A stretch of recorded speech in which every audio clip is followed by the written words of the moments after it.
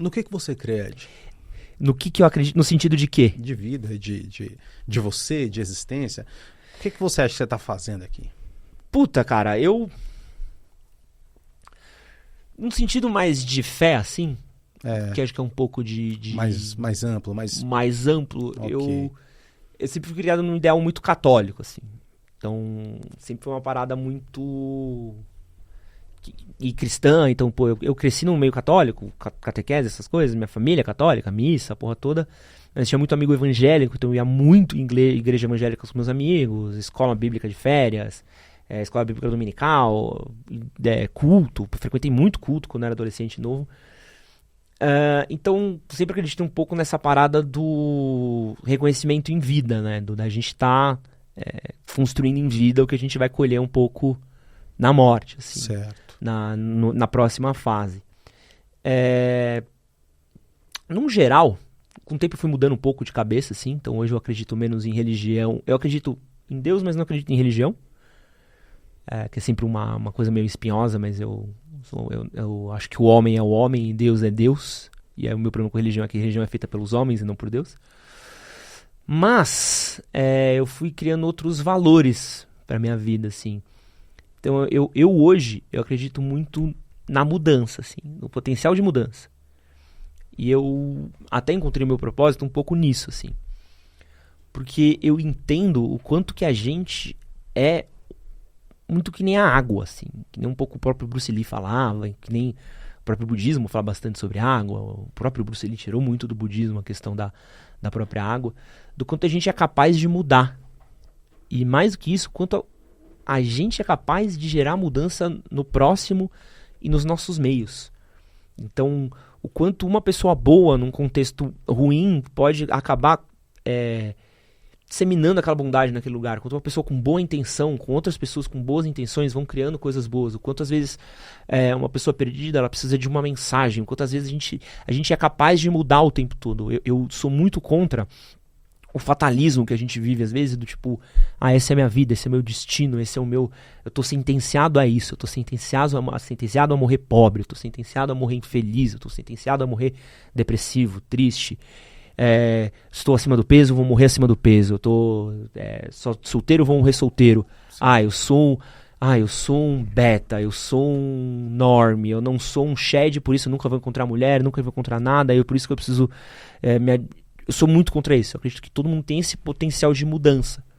E acho que a gente, como humano, tem esse potencial. Então acho que a coisa que eu mais acredito hoje mesmo é nesse fator, o quanto a gente é capaz de ser a mudança, gerar a mudança, estar em mudança, mas a gente está dormente, saca? Sim, sim. E eu acredito em uma frase.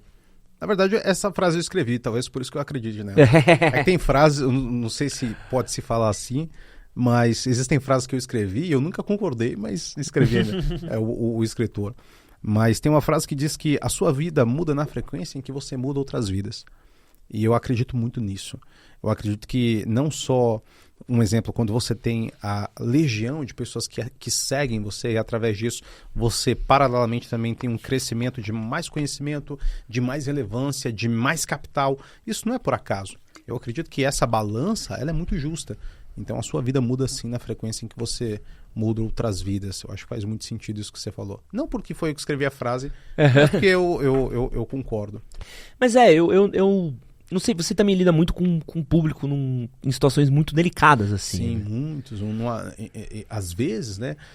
Tem uma série de lives que eu faço que é UTI emocional. E galera assim desesperada. Excelente nome. Chateadíssimo que não foi eu que criei já tá agora, hein?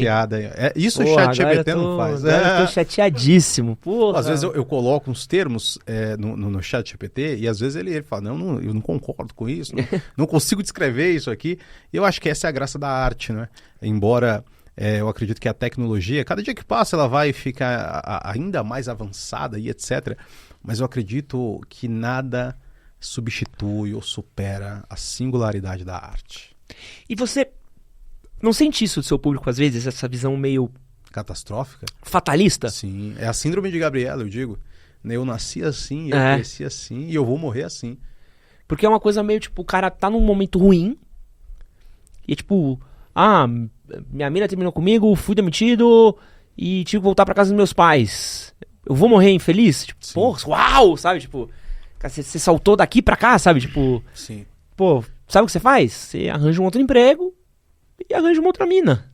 E é simples, né? Mas é simples pra gente. O que eu acredito que paralisa essas pessoas, e eu sempre falo, eu tenho esse pensamento nessa simbologia com o meu público, essas pessoas que se recusam a mudar, elas estão paralisadas por uma palavra, que é a palavra culpa. Uhum. A culpa não é um sentimento. A culpa, ela é uma sentença. Se você comete alguma coisa e você é levado a julgamento, você tem 2 sentenças: inocente ou culpado. Então, culpado é uma sentença. E toda sentença, ela gera uma detenção. As pessoas que não mudam, elas se sentem culpadas e por isso elas estão presas nessa história. Uhum. E agora você vai ficar chocado. Às vezes, essa história nem é a história delas.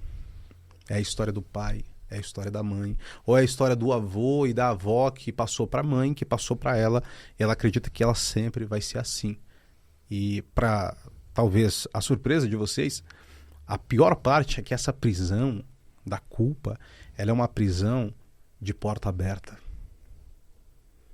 Só que infelizmente a gaiola que protege, que é a zona de conforto, também é a gaiola que impede as pessoas de voarem e alçarem seus voos. Então muitas pessoas se sentem culpadas, criam essa zona de conforto e temem mudar, tentar voar e cair no chão.